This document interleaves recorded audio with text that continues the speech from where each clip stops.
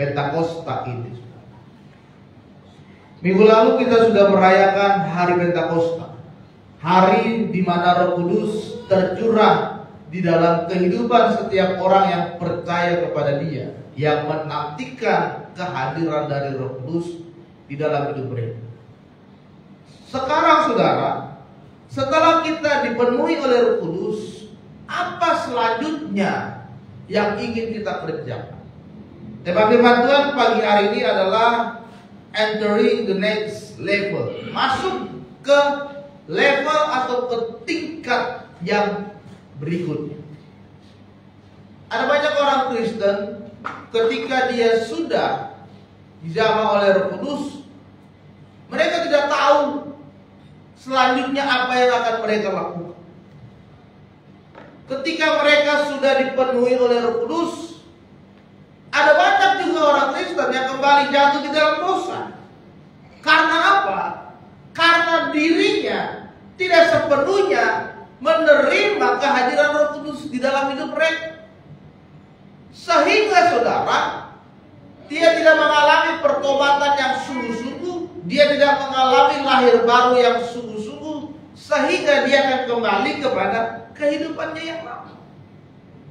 Hari ini kita mau belajar bersama-sama supaya kita dapat masuk naik ke level berikutnya. Mari kita buka kitab kita dalam kitab Yehezkiel pasalnya yang ke-47.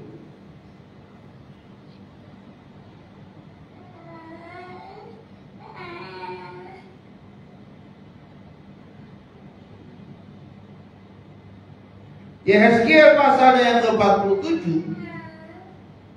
Kita akan baca dari ayat yang pertama sampai dengan ayatnya yang kelima. Yehezkiel pasal 47 ayat pertama sampai ayat yang kelima. Sungai yang keluar dari bait suci. Kemudian ia membawa aku kembali ke pintu bait suci, dan sungguh ada air keluar dari bawah ambang pintu bait suci itu dan mengalir menuju ke timur, sebab bait suci juga menghadap ke timur. Dan air itu mengalir dari bagian samping kanan dari bait suci itu sebelah selatan mezbah. Lalu diiringnya aku keluar melalui pintu gerbang utara, dan di bawahnya aku berkeliling dari luar menuju pintu gerbang luar yang menghadap ke timur. Sungguh air itu membual dari sebelah selatan. Sedang orang itu pergi ke arah timur dan memegang tali pengukur di tangannya. Ia mengukur 1000 hasta dan menyuruh aku masuk ke dalam air itu, maka dalamnya sampai di pergelangan kaki.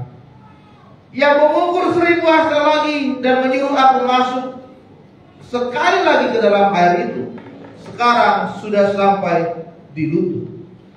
Kemudian ia mengukur 1000 hasta lagi dan menyuruh aku ketiga kalinya masuk ke dalam air itu. Sekarang sudah sampai di pinggang. Sekali lagi ia mengukur 1000 hasta lagi. Sekarang air itu sudah menjadi sungai di mana aku tidak dapat berjalan lagi, sebab air itu sudah meninggi sehingga orang dapat berenang, dan sungai yang tidak dapat diseberangi lagi.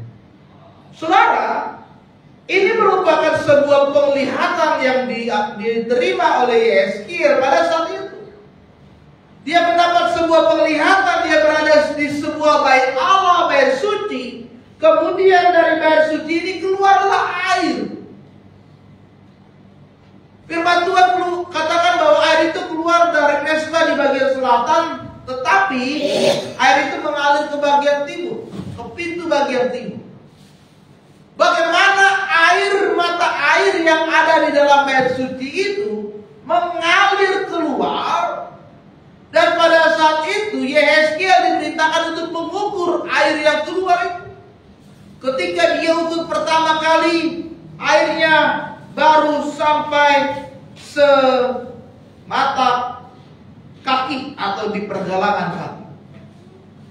Dia ukur kedua kali, airnya sudah sampai di lutut. Dia ukur ketiga kali, airnya sudah sampai di pinggang. Dan dia ukur yang terakhir kali, ternyata sudah menjadi sungai yang besar. Saudara yang terkasih dalam nama Tuhan Yesus, apa sih maksud dari penglihatan Yeskiel ini? Penglihatan dari Yeskiel ini mengisahkan bahwa Tuhan ingin bagaimana bangsa Israel pada saat itu mengalami pemulihan demi pemulihan di dalam hidup mereka. Ketika mereka hadir di dalam bait Allah, ketika mereka hadir di dalam rumah Tuhan, mereka akan mengalami pemulihan. Itu sebabnya saudara, gereja berfungsi untuk memulihkan setiap hati yang terluka, menyembuhkan orang yang sakit, menjamah mengubahkan setiap orang-orang yang terbelenggu karena dosa. Makanya di dalam bait suci itu muncul mata air, sumber kehidupan, air kehidupan yang akan memurnikan orang. Saudara terkasih dalam nama Tuhan, di dalam penglihatannya itu Yeskiel melihat bahwa air yang pertama itu berada tingginya masih di pergelangan kaki. Pergelangan kaki ini adalah orang-orang yang baru bertobat, atau dikatakan bertobat baru. Karena masih semata kaki, dia masih bisa jalan ke sana, dia masih bisa lari ke sana, dia masih bisa lari ke sini, lari ke sana, bisa keluar, bisa masuk. Mata air yang masih berada di pergelangan kaki itu adalah orang yang masih bertobat baru. Orang yang masih bertobat baru ini, saudara, kemungkinan dia bisa jatuh kembali di dalam dosa, karena dia masih bisa berlari ke sana. Masih bisa datang ke gereja, masih bisa keluar dari gereja, masih bisa melayani, masih bisa keluar pelayanan. Ini orang bertobat baru bertobat, baru kenal Tuhan, baru kenal Yesus, baru ikut Yesus. Ini orang bertobat baru. Ketika Roh Kudus menjamah hidupmu, maka dia akan membuat saudara mengalami pengampunan akan dosa dan membuat hidup saudara mengalami pertobatan.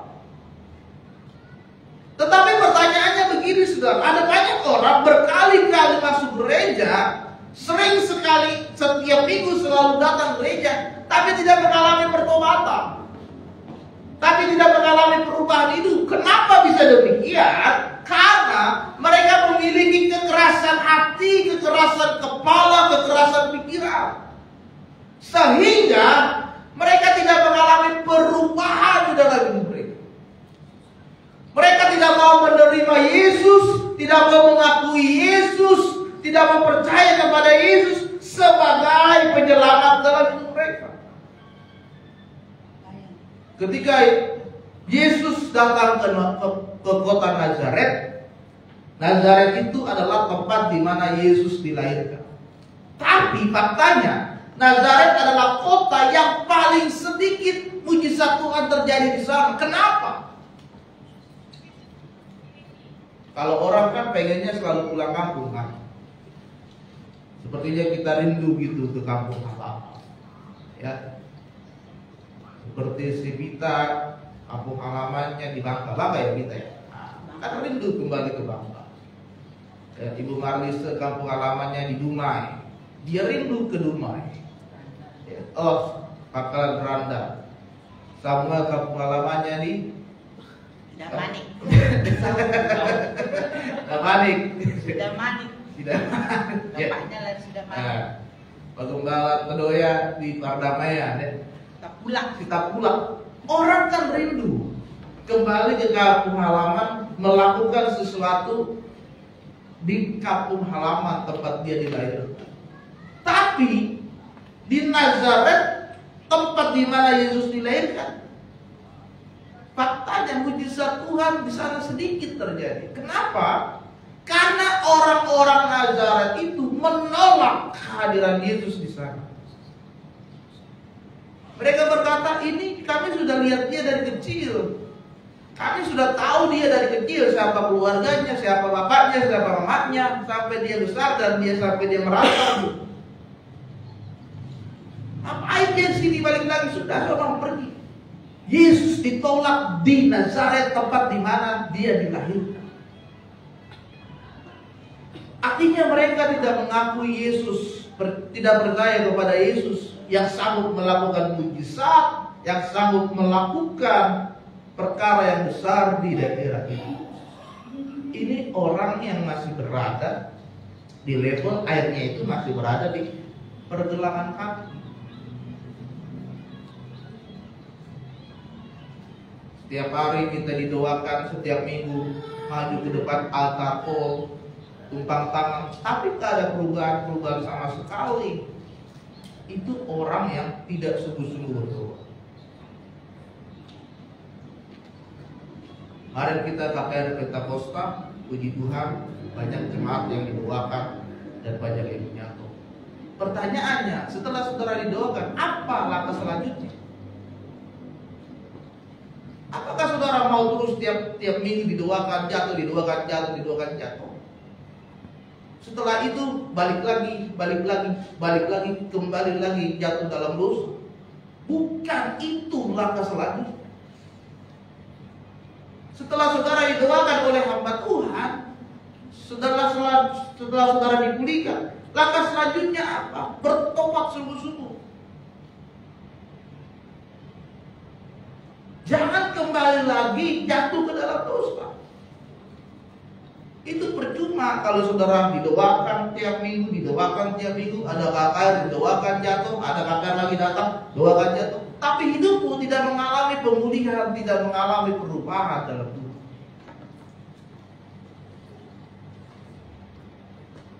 Hari ini, di minggu terakhir, di hari Pentakosta, di bulan Pentakosta, biarkanlah Roh Kudus mengambil alih hidup saudara. Bukan berdasarkan kekerasan pikiran, kekerasan hati, tapi biarkan dia yang memulihkan hidup saudara. Amin. Yang kedua dikatakan bahwa kemudian kedua kalinya Yeskiel mengukur kembali air itu 1000 hasta. Ternyata air itu sudah selutut, sudah berada di atas lutut. Tadinya di pergelangan kaki, di mata kaki. Kedua, air itu sudah selutut. Kalau saudara berada di banjir yang sudah selutut, itu mulai sedikit agak berat untuk berjalan, tapi masih bisa berjalan. Masih bisa berjalan. Angkat kaki jalan, angkat kaki jalan. Orang yang mengalami pemulihan seperti ini, perubahan seperti ini adalah orang yang sudah menuju ke dalam pertobatan, tapi masih ada bekas yang dia simpan, dan itu sangat sulit untuk dilepaskan di dalam hidup mereka. Dia sudah mulai mau bertobat, dia sudah mau mulai melangkah bertobat sungguh-sungguh, tapi masih ada bekas dari luka batin, bekas dari masa lalu yang kelam, bekas dari cerita hidup yang susah, itu masih membekas dalam hidup mereka, sehingga dia sulit mengalami pemulihan dari Tuhan. Ada banyak anak sekarang mengalami luka batin. Ada banyak anak sekarang yang masih menyimpan kepahitan dan dendam. Ada banyak anak sekarang yang belum bisa menerima diri mereka. Kenapa saya dilahirkan dengan orang tua yang bercerai? Itu ada. Kenapa saya dilahirkan di orang tua angkat, saya jadi anak panti asuhan? Itu ada. Kenapa orang tua saya sudah meninggal pada saat saya masih kecil, padahal saya masih butuh kasih sayang? Itu ada. Kenapa orang tua saya berpisah dan mereka kawin lagi? Ada. Itu realita yang terjadi zaman sekarang. Saya mengalami hal ini sebagai seorang guru. Setiap hari itu ada anak yang datang, selalu masalahnya adalah luka batin. Orang tuanya pisah, kawin lagi. Orang tuanya meninggal, dia kehilangan kasih sayang bapak, dia kehilangan kasih sayang mama. Ada juga yang dia diasuh neneknya, orang tuanya nggak tahu kemana. Dan itu menjadi luka di dalam hati setiap orang. Orang yang masih berjalan dalam pemulihan di dalam tingkat yang selutut, dia masih ada bekas di dalam hatinya yang belum bisa dia selesaikan dengan Tuhan, sehingga itu akan menghambat dia untuk naik ke tangga ke tingkat berikutnya. Sulit untuk dilepaskan karena luka itu sudah bertahun-tahun dan berlama-lama. Dia melayani, dia khotbah si khotbah, dia main musik si main musik, singer si singer, tapi masih ada luka. Yang namanya luka, kalau saudara tidak bereskan, itu akan membekas. Dan luka itu akan selalu teringat ketika kalian sudah mulai dewasa dan menuju tua. Itu makin teringat setiap hari. Jadi yang kedua, lepaskan segala luka batin dalam saudara. Yang ketiga adalah orang yang berada di tingkat pemulihannya sudah sampai sepinggang. Orang yang begini, dia sudah bertobat, dia sudah melepaskan luka batin, tapi ketika ada masalah, dia kembali lagi. Dia nggak kuat menghadapi masalah, tantangan kehidupan. Diputusin pacar, dipecat dari pekerjaan, usahanya bangkrut, dia stres, dia putus asa, dia nggak kuat, dia kembali lagi. Ada banyak orang yang seperti ini, saudara. Sudah kuat, sudah bertobat, sudah mulai hidup baru, tapi ketika ada masalah datang di dalam hidup mereka, mengalami kesulitan ekonomi, ada masalah di tengah-tengah keluarga, di kantor ataupun dimanapun, dia tidak kuat, sehingga dia akan kembali jatuh, sehingga dia akan kembali menyalahkan Tuhan, sehingga dia akan kembali lari dari panggilan Tuhan. Kalau lagi gak ada masalah, dia senang, happy. Pelayanan sih senang, gembira, datang gereja dengan senyum. Tapi kalau saudara punya masalah, bisakah saudara lakukan hal yang sama seperti saudara sedang tidak punya masalah? Harus bisa, karena Roh Kudus sudah ada dalam hidup kita. Amin. Yang keempat adalah yang terakhir, yaitu orang yang sudah mengalami pemulihan secara sempurna. Makanya Yeskiel bilang ketika yang keempat kalinya dia mengukur kembali, ternyata mata air yang sudah keluar dari bait Allah itu sudah menjadi sungai yang besar, sehingga orang pun tidak bisa melewati sungai itu. Yang keempat adalah ketika saudara sudah mengalami pemulihan yang sempurna dari Tuhan, maka hidupmu pun akan menjadi berkat untuk orang lain. Sungai itu fungsinya sangat besar dalam kehidupan manusia, dalam pertanian, dalam irigasi, sumber air minum. Itu akan menjadi berkat untuk banyak orang. Tapi hidupmu harus dipulihkan dulu sebelumnya, baru engkau akan menjadi berkat. Ada orang berenang di sana, ada menjadi sumber air minum di sana, ada kehidupan di sana, sehingga hidupmu akan menghidupi kembali orang lain, sehingga hidupmu akan menjadi dampak berpengaruh untuk banyak orang. Tapi ingat yang harus saudara perhatikan, harus mengalami pemulihan secara sempurna, baru saudara bisa naik ke level, ke tingkat, ke tangga yang berikutnya. Kalau belum ada pemulihan, susah. Kalau belum ada perubahan, susah. Menjadi berkat pun susah. Hari ini saudara, kita mau belajar bagaimana hidup kita dapat masuk ke dalam tahap berikutnya ketika Tuhan memulihkan hidup kita. Amin. Minggu ini minggu terakhir Roh Kudus tentang pemulihan. Bulan depan tentang keluarga. Tema GBI bulan Juni itu tentang keluarga. Ketika Roh Kudus memulihkan hidupmu, maka keluargamu juga akan dipulihkan. Amin. Biarlah